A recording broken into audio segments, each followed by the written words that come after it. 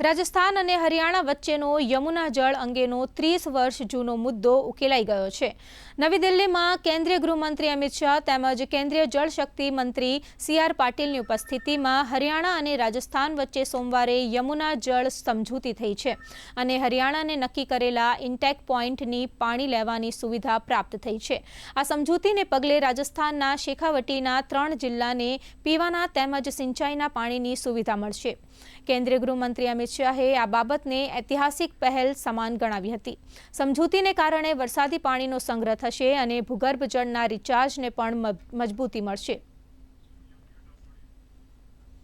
3 दशक पुरानी समस्या जो लोगों की प्यास और भूमि की प्यास से जुड़ी हुई थी, आज इसका समाधान होने जाता है।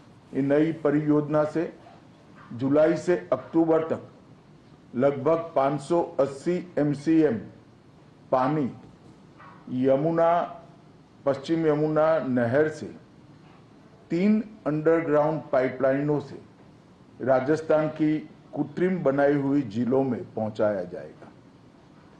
ये 3 पाइपलाइनों का व्यास 3.6 मीटर से ज़्यादा है। आज राजस्थान और हरियाणा दोनों की प्यास बुझाने का प्रयास हो रहा है।